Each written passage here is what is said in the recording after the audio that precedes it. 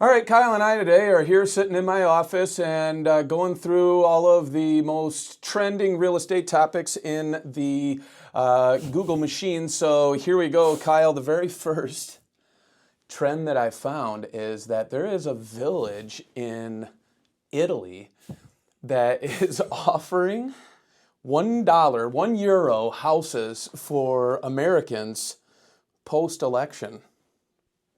Do you want to buy a $1 house? I would definitely buy a $1 house. What do they look like, though? They're completely dilapidated. So what's the setup? So the rumor goes that in the wake of the 2024 presidential election, the Italian village of Olali in Sardinia, Italy, launched an initiative to offer homes as little as €1 or approximately $1.06 to attract Americans seeking a change of scenery. It sounds like a nice place to shack up with Dirty Mike and the boys. That sounds like Dirty Mike's neighborhood. Olali is situated in central Sardinia, Italy, within the Nuoro province. The $1 home initiative is designed to combat depopulation by offering abandoned or neglected properties at a nominal price. Prospective buyers are required to commit to renovating the properties within a specified time frame, ensuring the preservation and enhancement of the village's architectural heritage. So what's your thoughts on it? Is this a livable situation or not? No, it says the property conditions. You have to renovate it? Yeah, that's what it sounds like. The homes available are $1 are typically in a state of disrepair, requiring significant renovations. Additionally, there are move-in ready homes priced around €100,000 or 105,000 American dollars for those seeking less expensive and extensive work. In Italy? Yeah, in Italy. So this must be where all of the celebrities that were going to denounce their citizenship in the United States, this is where they're going. Do you think?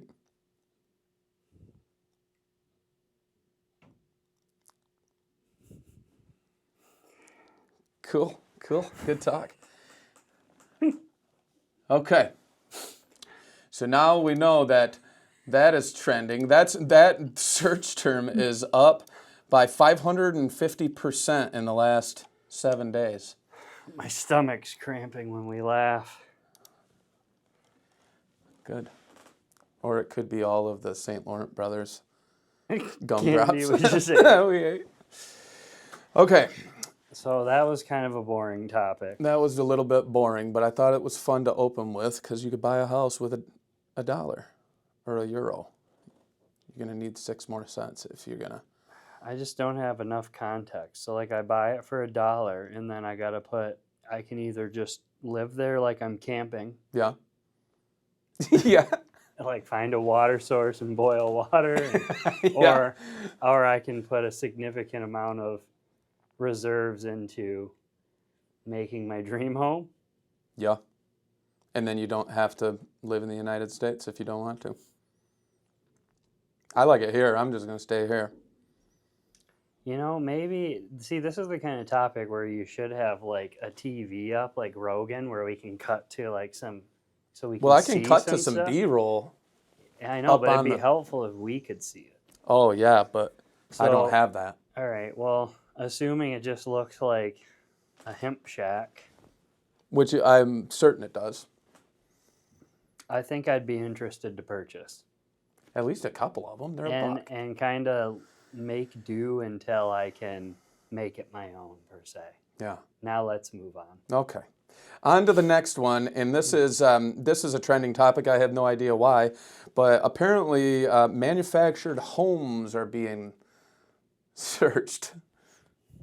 I can think of one reason why. I can imagine that they're being searched. What do you mean? Give me more context here. It's a trending search topic on Google, meaning that people are searching it more than they were. I thought you meant police were searching them. Sorry. Why would police be Cut searching? that out. Why would police be searching? Cut that out. I don't need bad Why would police be I searching? don't need bad publicity. That's terrible.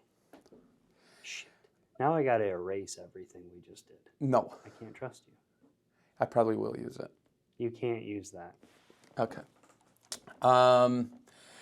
Yeah, no. People are searching. Lots of manufactured homes are great. They have great layouts. Yeah. I've been in a lot of them. Some people have renovated them into being extremely fancy manufactured homes that you can't really tell the difference anymore. Yeah. So just cut out what I said before. I thought you were talking about police searches. It's not a big deal. Yeah, no, it's not a big deal at all. There was no discrimination in what I said. Absolutely no Until protected now. classes were. Until I keep going on about it. Yeah, you really have made a mountain out of a molehill. You literally, you must cut all of that. Nope, we're good. Okay, so manufactured homes are on the rise. Probably, if I had to guess, it's because they're a heck of a lot more affordable than the stick-built house. So that's one in housing affordability In crisis. theory, we've seen in the market where we had a period where a lot of them were selling for the same price as the stick-built homes and then appraising for way less and blowing up deals. Yeah. I had that specifically happen to me. So, That's true. but the more comps that became available as time progressed, I've seen some pretty highly priced manufactured houses appraised. Dude, I have sold some manufactured houses that were sweet. And a lot of the time you can get a lot more footage and a lot more amenities for the dollar. If you don't mind making the compromise on fit and finish. And a lot of the building. newer ones, people actually really gravitate towards the open layout. The masters are always huge. The master bathroom's always massive. And they always have Not always, that but jet most of tub the time. Yeah, with the mirrors around it. I know. They have a very appealing layout. It's just, I think some people don't like the integrity of the structure per se, or Yeah. needing the additional engineering certification. Yep, the engineering cert when you're buying it. Also the resaleability, slightly more marginal in my experience.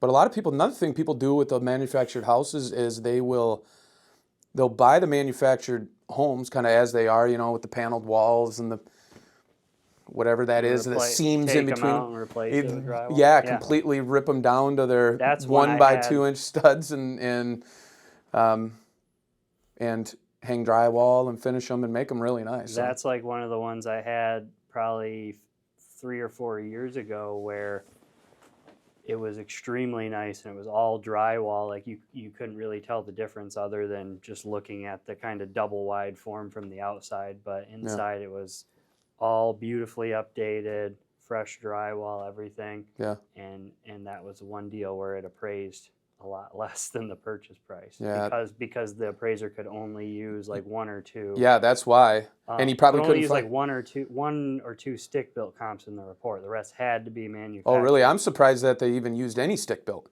because kind of one of the rules of thumb. Might have been one. It was a while ago, but I think they were allowed to use one stick-built comp or something like that. But that was the issue where I think at the time, and again, over time, I think there's been more comparable sales of manufactured homes that support the value, so the prices of them have gone up over time. But at that point in time, my advice would have been it's a massive risk to put in a ton of money. into renovating a manufactured house. Yeah, because that's a good point too. Because what we say a lot of time is when you're updating your house, it's not a 1-to-1 return. Right. Generally, and I would say that in a manufactured home, that's even more skewed. It's even less than it would be with a stick-built house. So yeah, that's a good point to be careful. Another thing about manufactured homes is I know that a lot of people are drawn to the manufactured home communities, especially like in the South and stuff, where people go live during the winter time. And it's like a HOA. I have a bunch of friends, because I officiate high school sports, so all my friends are old geezers, and a lot of them leave in the wintertime, and they go live in these like single wide manufactured homes in these HOAs down in Florida, and they love it. So maybe that's why. Yeah, that would be terrifying to me with hurricane season and all that Yeah, I stuff. know. Could you imagine going through a hurricane in a single wide trailer? Yeah, I'm sure that's a touchy subject itself, but Oh, I don't want to. I don't see myself getting into a manufactured over there and getting your risk tolerance is lower. float away. You got a beta risk tolerance. Would you? Although I'd be a lot more scared of tornadoes than hurricanes. I feel like tornadoes, just the nature of how just vicious they are. I feel like a hurricane is like a nagging headache, but a tornado is like food poisoning.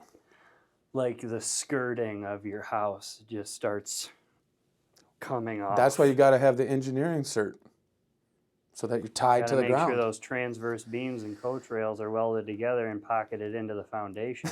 That's right. Otherwise, Yeah, that's probably the whole reason, dude. But did you like my headache and food poisoning analogy? no. Okay.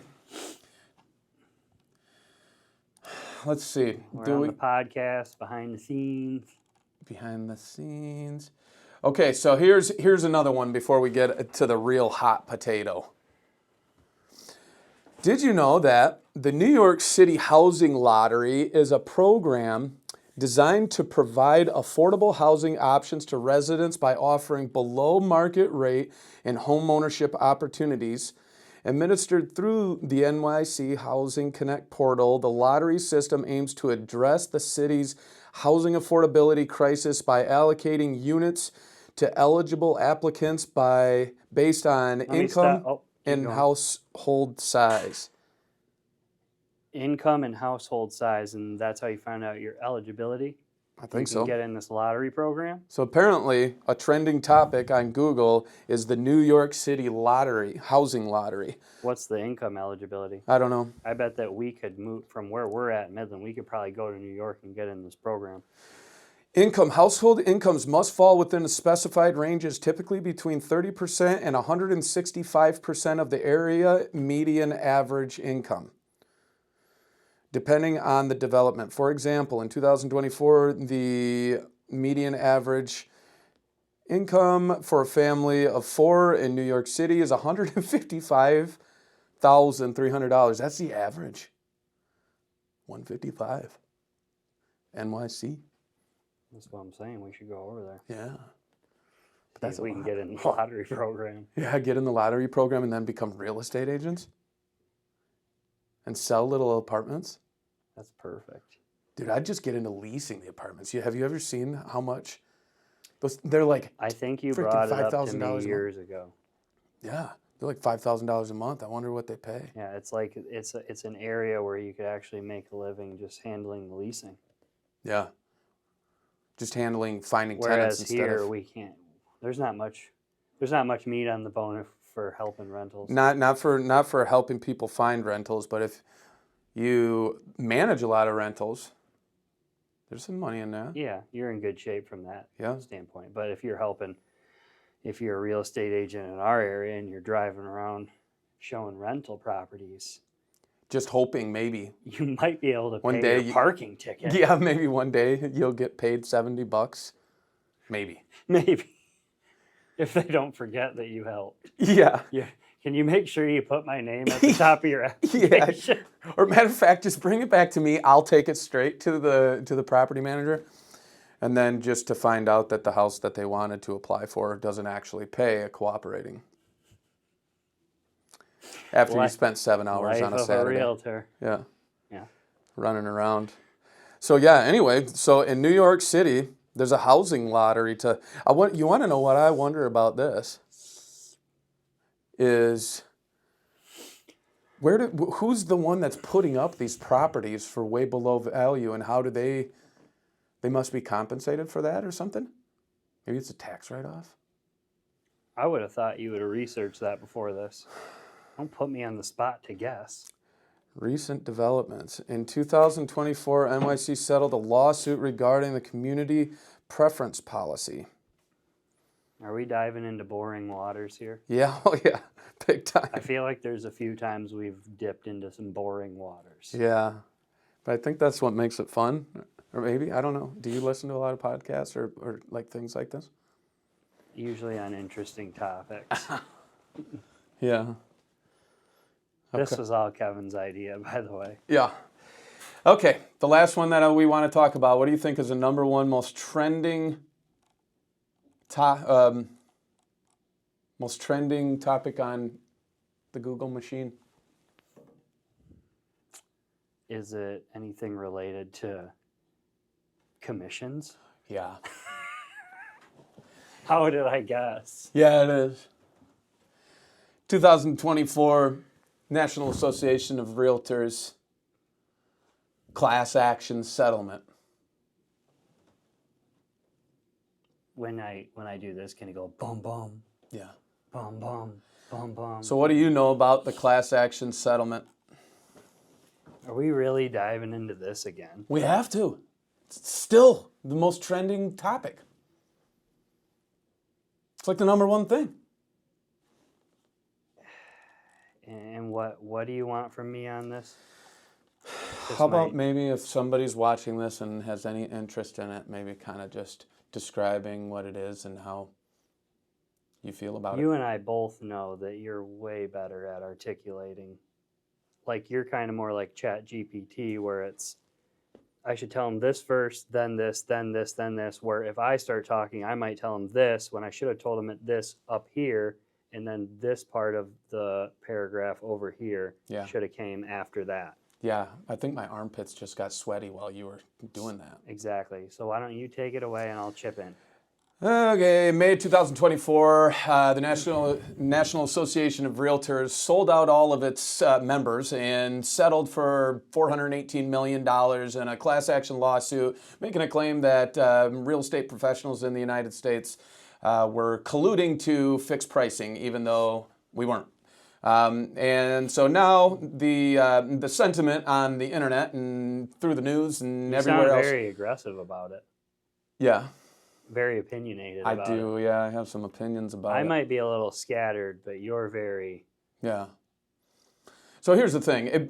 On the internet, every article that you read, everywhere you go, it's made to believe, making consumers believe that real estate sales commission was never negotiable, and now for the first time ever it is, even though it always was. It was never not negotiable.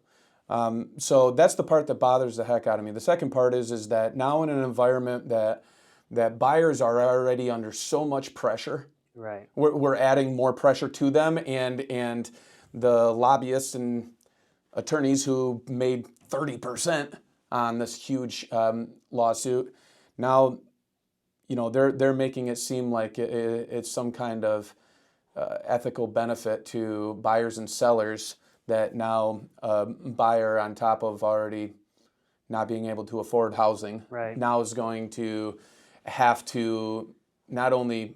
It's adding additional documents, additional information. It almost feels unnecessary, but now we have to kind of go through all of it, and it's making... It just seems like you said initially when the whole thing started, it feels like, even though I'm not experiencing that, I'm pretty much experiencing everything as it normally was, just the additional... For the way that we did it, but not everybody has always done it the way that we did it. We've always explained, it's the first thing that I explain the very first time I meet a buyer is how they hire a buyer's agent, how buyer's agents are paid, all of that kind of stuff. Same exact thing when I represent a seller. So as far as that goes, it doesn't change anything. But now I have to make my client, by law, sign a contract, which I have never in 10 years ever had to have a client sign a contract. A handshake agreement has always been good enough. But now they have to sign that contract stipulating how much I'm going to get paid in the event that they end up purchasing a house represented by me. It's just a lot for the buyer to have to navigate through. And again, if they hire you or I, it's probably not a big deal. It'd probably Right. never come up. But What I was getting at was how you used the reference early on of it's kind of making a lot of our deals feel like we're going into a for sale by owner situation yeah, where we don't there's no specific commission baked in, so now we have to factor that into however we structure the deal, which is in a few different ways. yeah. Yeah, I hate it for buyers more than anything. I mean, personally for myself, we can arbitrate solutions and ways to get, to explain it and all of that. But it's just another thing for now. Now, a scenario could arise where a buyer's agent, the most important person in their transaction, now could possibly be the one thing that's in the way, Right. and Which is the worst. and that That's the stinks. last thing you want to do as a buyer's agent too. But Another you also thing. don't want to work for free. Well, obviously, nobody's going to work for free, and everybody thinks that all we do is open up doors, which is just something that just drives me crazy. If that's Right. if that's all we had to do, then Why have I would been doing people all see this the other work value all these- for years in hiring somebody to represent you as your agent through the entire transaction, from yeah, teaching you, guiding you? I kind of like using the references, kind of like I'm your real estate Google search engine all the way through. yeah, Your AI assistant in real life. yeah. I always just say I'm just like your good pal that knows a lot about this process. Yeah, exactly. So, yeah, and so now there could be a scenario where I'm up against my own client, or my own client is up against me somehow, and I hate that for real estate consumers. But another thing is that there's a sentiment or an idea that this will drive down the cost of housing. That somehow sellers will want to sell their house for less to buyers. All right, because they think the commission's not going to be a factor. Well, yeah. Why in the world? I mean, have you ever in your career ever experienced where a seller is making more money, so they decide to pass that on? No. No. Every seller is going to leverage their equity as much as they can. And in this Yahoo Finance article, which is actually a really good article, it says proponents of restructuring the real estate agent fees believe that reducing commissions could also lower overall home buying costs. While it's still too early in the transition to know how the changes will impact costs over the long run, one academic study believes that the opposite might happen, and that home purchase costs will actually rise.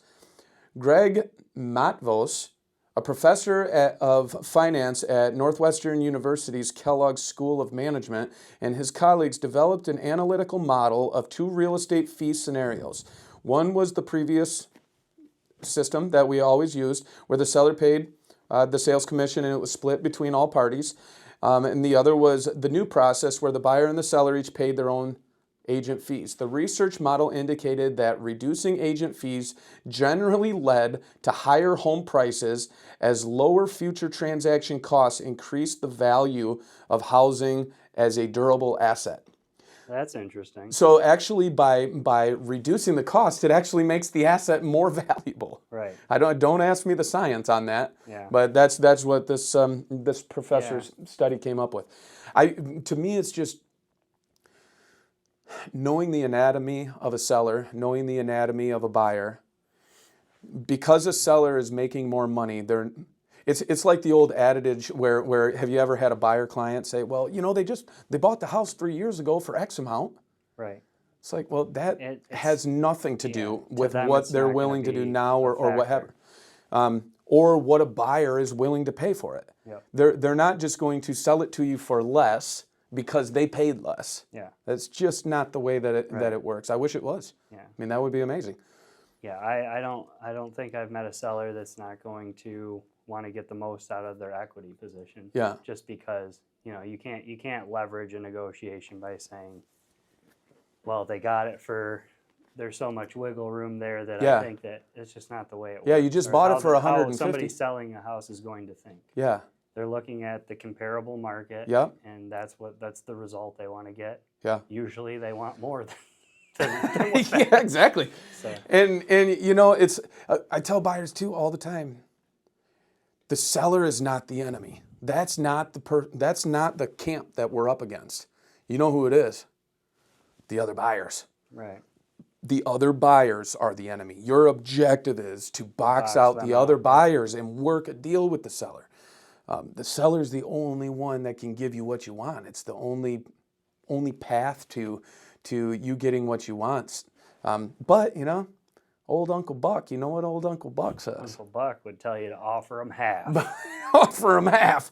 Yep. Kick the tires because he bought a house in 1986, and he sure did. I wish we had Tom Holly so he could come in Yeah. real quick and be Uncle Buck. In like a mustard stained wife. You should get a quick video clip of him and then cut him into this real quick so he can play Uncle Buck to give a good representation for some B-roll. Problem though with that is that you don't know if it's going to be 2 days or 2 years between now and the next time you're going to see Tom Holly. That is true. Okay, well that's Kyle and Kevin's paradoxical Yeah, parabellum. thanks for tuning in. Nobody tuned in. Nobody. Right, yeah. Okay, so we'll come again with some more trending real estate topics and Kyle and Kevin's opinion of those topics, for whoever might want to listen to that. Ta-ta for now.